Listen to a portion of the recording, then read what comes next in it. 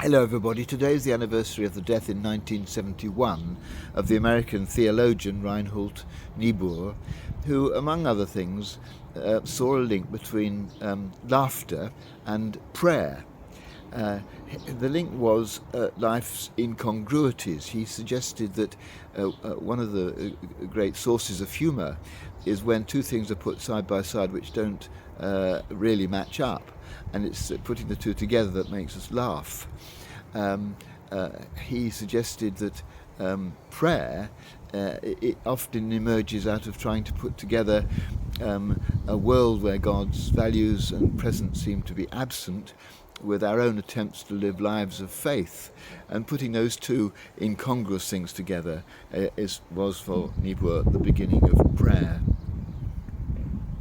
Certainly I think living with life's incongruities is not an easy thing to do, and we often tempted to put a veneer of rationality or of certainty onto life's paradoxes. Living with things that we don't understand, living with things that don't seem to match up, is less comfortable in some ways than living with certainty and knowing exactly where we are and being completely confident about what's going on. That's not, though, realistic, and for a lot of the time we have to live with things that don't quite seem right, that don't seem to add up, and we have to hold them together, and sometimes to have a bit of a sense of humour about that confusion can be creative, especially I think if it's about ourselves. And one of the most incongruous things I think that we have to experience is the incongruity between how we feel about ourselves and how other people see us, which is often quite different, or how we feel about ourselves and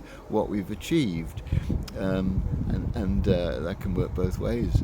Of course, we can be less confident than other people think we are, or have achieved less than we think we should have done. Either way, having a little bit of a sense of humour about that won't be a bad thing. The poet Ethel Barrymore said that when you have your first big laugh, that's when you grow up, your first big laugh at yourself. And I think the ability to smile about ourselves is one way of dealing with life's incongruities. But another, of course, is to bring it into prayer, to bring before God the confusion that we feel, and for Christians that's a helpful way of doing it. But for all of us, I think to accept that life is incongruous, that there are things which we don't understand, it is important, and to allow ourselves to face up to that those incongruities with humour where possible can be one way of helping us to deal with them.